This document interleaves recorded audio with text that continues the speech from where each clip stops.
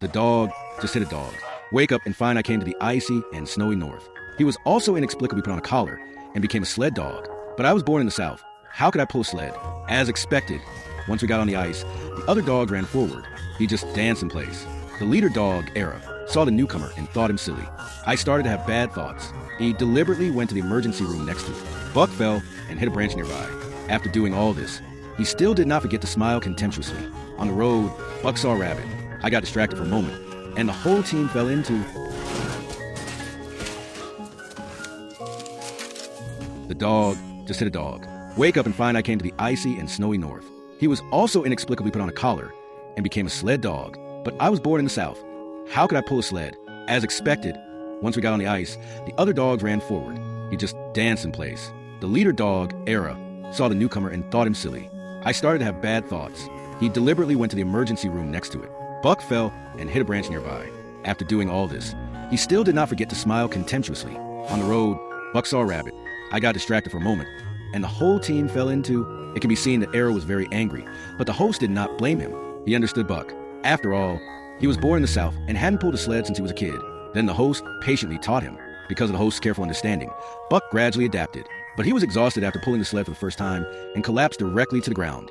At night, when resting, how could he, who had been raised in luxury, sleep on the snow? Buck was so cold that he tossed and turned and couldn't fall asleep. He used to sleep in a warm room. Now we were in the cold north, and he couldn't adapt at all. Suddenly he saw a tent nearby. It seemed warm there. He came in without hesitation, and the first thing he did was push the hostess out.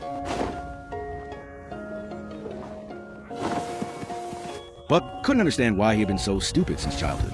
Why didn't it work here? He had to grab a random dog pit. Looking at Buck's huge body, the other dogs could only run to the other side in a bad mood. He dug a new hole to sleep in and saw other dogs sleeping similarly. Buck had no choice but to sleep there. Suddenly, he remembered he seemed to have been trafficked here by dog dealers. What had he been drinking that day? He had broken down the door and rushed all the way, tripping over anyone who stood in his way. But when Buck rushed out of the cabin, he was dumbfounded. He was actually on a wooden boat, surrounded by a scene he had never seen before. Then he followed the boat to a strange place. As a dog in the South, he had never seen snow before. When he reached it, he couldn't even walk. It was like being thrown into the arms of the cold itself. But soon, he was captivated by the heavy snow, as if seeing the world for the first time. Fortunately, his huge size drew attention, and he was spotted by a black man, the local buyer. All they needed was a sled dog. Buck immediately fell in love with the man, and thus gained a new master. But the hostess didn't seem to like him very much. Seeing that Buck was much bigger than her, she couldn't imagine how much he would eat. It wasn't just the hostess. Era also didn't like this new big guy, harassing him immediately. However, the male owner didn't care. Buck was collared and officially became a sled dog, but he had been used to freedom since childhood. Where had they brought him? He wanted to struggle and break free, but it was all in vain. Seeing Buck so rebellious, Era, as the leader dog, did not allow any team member to disobey orders and resolved to teach him a lesson. Following the master command, the sled dogs surged forward like they'd been spurred with chicken blood. Under Era's leadership, all ran ahead, except Buck, of course, who looked dizzy. When the other dog ran forward, he ran to the sides as hard as he could, yet he still couldn't keep up with the team. Buck could only use his head as a brake, trying to slow the team down. Honban, watching the scene, thought he was a foolish dog, but it was only these first struggles. Later, Buck would become the lead dog and even save his master from danger multiple times. He raised his forelimbs and struck the ice with all his strength, creating a small hole. Seeing this, the other dogs quickly ran over. After 3 days of travel, they finally drank their first sip of water. But Era was an exception. Not only did he refuse to drink, he scolded any dog who tried, claiming the water for himself as the lead dog. The other dogs suffered from thirst, humiliated, their hearts silently seething. Who says you're the boss? Buck, seeing the miserable plight of his companions, decided to help. Using his size, he dug a hole in the ice for them to drink. But such an action was undoubtedly a challenge to Era's authority. Era, knowing Buck was a southern dog who had never pulled a sled before, deliberately used a sharp turn to throw Buck to ground, causing him to hit a nearby branch. Yet even after all this, Era smiled proudly, unaware that his position was about to be challenged. What he didn't know was that water, which could carry a boat, could also capsize it. Era often relied on stealing food from other dogs, making them accept his arrogance. But Buck shared his food, which seemed normal at first, yet left a lasting impression on the other dogs. This is why Buck would eventually become the leader. But the most crucial moment came by accident. One day, the hostess was exploring the glacier when the ice suddenly broke, plunging her into the freezing water. The river swept her downstream. At that critical moment, Buck leapt without hesitation, diving into the icy water toward her. Thick ice blocked their path, threatening to drown both dog and human. Buck spotted a black figure and, without thinking, used all his strength to break the ice and rescue the hostess. Exhausted, he could barely stay afloat. The male owner, seeing the situation, frantically tried to break the ice with his knife, but even a broken blade left no mark. As he knocked helplessly, a stick was silently handed over. The man used it to break the ice, and Buck finally escaped with the hostess. Exhausted, he collapsed. The owner immediately held him in his arms. Thrilled, Era watched this carefully, recognizing that it was time to determine who was truly superior. Buck's fearlessness in the face of life and death earned the hostess's trust, and she even rewarded with a large chicken drumstick. Era, observing everything, waited for an opportunity to drive Buck away. That very night, Buck spotted a young rabbit and immediately gave chase. Other dogs followed, and in a short while he caught it. Buck only wanted to play with the rabbit, not eat it, and gently let it go. But Era, who had suddenly appeared, watched every move, still plotting to assert his dominance. Suddenly, Era bit the rabbit to death without hesitation. His intent was clear, to challenge Buck and ensure that his position as leader would not be threatened. The other dogs were frightened and quickly retreated, but Buck did not dodge. He had no understanding of the situation and could not fathom why Era was targeting him. Soon, the two dogs began to fight. Buck, lacking combat experience, was forced backward step by step, trying only to hide and run. Yet Era's strength and cunning were overwhelming, and Buck was soon thrown to the ground.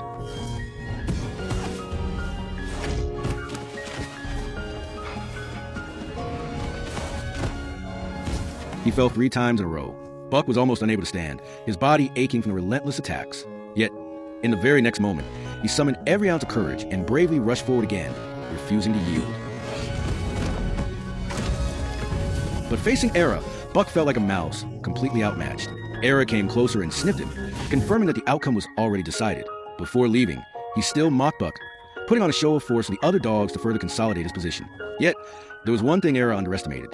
Buck would not fall. Yelling at him, trying to rouse him. A miracle occurred. Slowly, Buck stood up. His original wildness awakened. He bared his ferocious fangs. Even Era broke into a sweat at the sight. But as head dog, he could not afford to lose dignity and bit the bullet to continue the fight. Eventually, Buck defeated Era. From that day forward, he became the undisputed leader of the team. Era knew he had lost his position and quietly slipped away, disappearing into the snow. The next morning, the man could not find his lead dog. He had no choice but to rely on Solek to pull the sled. But Buck stood at the front, refusing to return to his former place. No matter the orders, Buck led the team, dragging the hostess along to the back. Even when asked to wear a collar, Buck refused, sitting quietly and waiting for the host's approval. As the delivery time approached, the man finally allowed Buck to take the lead. All the dogs looked at him with recognition and respect. They acknowledged his position as head dog. The team had truly united under Buck's leadership. Under Buck, the sled team became stronger. Before, the dogs obeyed Era out of fear. Now, they followed Buck out of loyalty. The man was thrilled at the change, but his excitement triggered an avalanche. In the darkness, something seemed to guide Buck, showing him a cave to the side, as the fate itself was leading the way.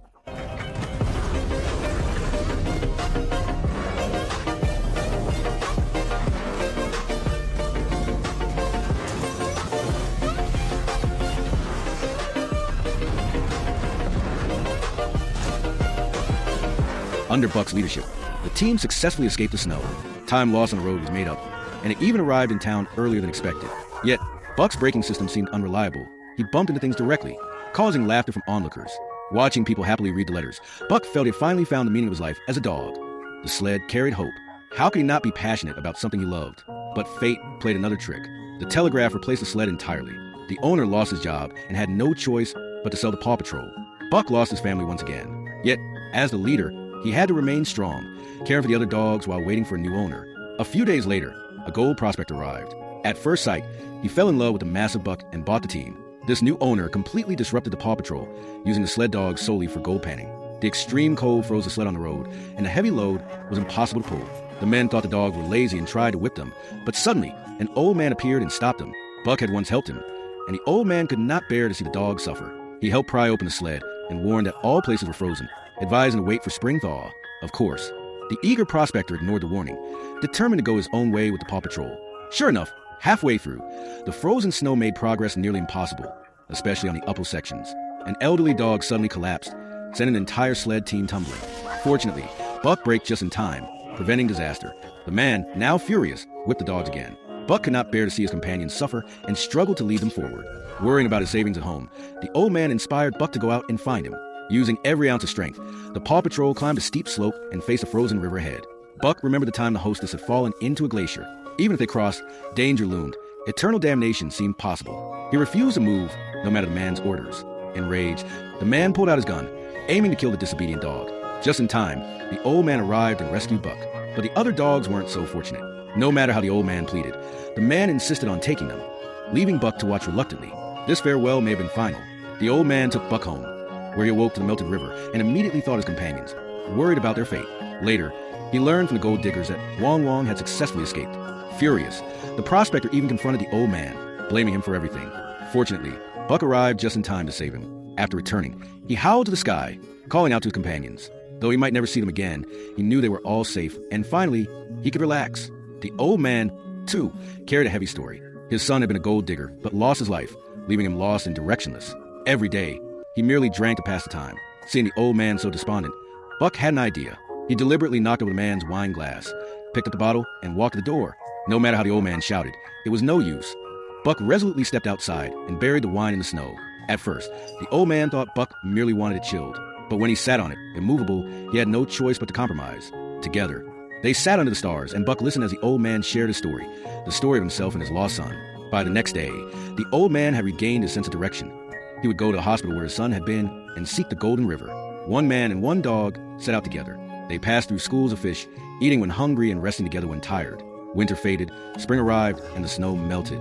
The breath of life filled their faces, symbolizing a new beginning, but disaster quietly lurked. The former gold digger had discovered the old man's land and vowed revenge. One day, while bathing the river, the old man found something glittering in the water, a chunk of gold. Buck excitedly picked up a stone, thinking it was gold, but the old man explained otherwise. Buck dropped the stone in disappointment, then dived again, pulling out a large piece of dog tendon. Mistaking it for a rock, he tossed it aside, but soon retrieved a smaller piece for the old man. In this way, they discovered much gold together. That night, however, the gold diggers finally arrived. Without warning, they attacked the old man. During the struggle, he was shot in the abdomen. To survive, he threw some gold to the attacker, but the gold digger was not interested in a small amount. He wanted the location of the golden stash. With the old man's life hanging by a thread, Buck sprang into action. The gold digger was thrown to the ground, losing his rifle and resorting to a stick. Buck, seeing the weapon, immediately remembered the lingering shadow of danger. The man thought he had the upper hand, raising his stick. But Buck bit down with fearless strength. No longer a mere pet, Buck's wildness helped him overcome fear. With courage and determination, Buck defended the old man, ensured justice for villains, and worked tirelessly to protect or recover the gold. Once the threat was neutralized, he immediately ran back to the old man, steadfast as ever. Fortunately, the shot hadn't hit a vital point, and the old man survived. He decided to stay in the area temporarily to recuperate, hoping to let go of the past and finally find a sense of home. But what about Buck's fate? His life took a new turn with the sudden appearance of a white wolf. Driven by curiosity, Buck chased after it, only to encounter a massive brown bear along the way. The sheer size of the bear made him hesitate, forcing him to take a detour. Unbeknownst to him, the white wolf had been waiting patiently and immediately approached Buck. Never having felt love before, Buck stood frozen, unsure of what to do. Oh, is this what it feels like to be moved? He wondered, but the white wolf seemed uninterested in this large, human-scented dog and ran away. Seeing her footprints, so similar to his own, Buck realized this was his future mate. Returning home, he began to plan. He had never courted a female dog and had no idea how to win her favor. But it didn't matter. After all, what better way to show affection than by licking? The next day, Buck ventured into the forest, beginning his earnest dog-licking journey. Coincidentally, the wolves were hunting a wild boar, and Buck's adventure into love and wild companionship had just begun. The Wolf King took the lead and rushed forward, but unexpectedly, his footing slipped and he fell into the raging river. As the daughter of the Wolf King, the white wolf dashed desperately to save her father, but the turbulent water allowed no chance for rescue. Fortunately, a large tree temporarily blocked the Wolf King from being swept away, yet the current was relentless. And if he didn't find a way out soon, exhaustion would overtake him. Eventually, even the tree would be carried away by the flow, just as the wolves were at a loss. Buck leapt into action without hesitation. He tried to lift the Wolf King using the nearby branches, but such thin branches couldn't support the weight. They snapped immediately. Thinking quickly, Buck realized his unique advantage, his strength. Using all his might, he hoisted the entire tree onto his back and began climbing, determined to save them.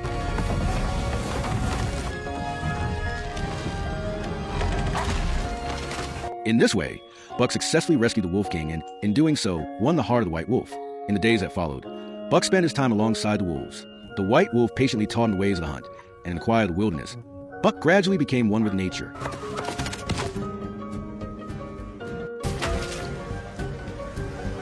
The old man watched as Buck grew close to the wolves and felt happiness for him.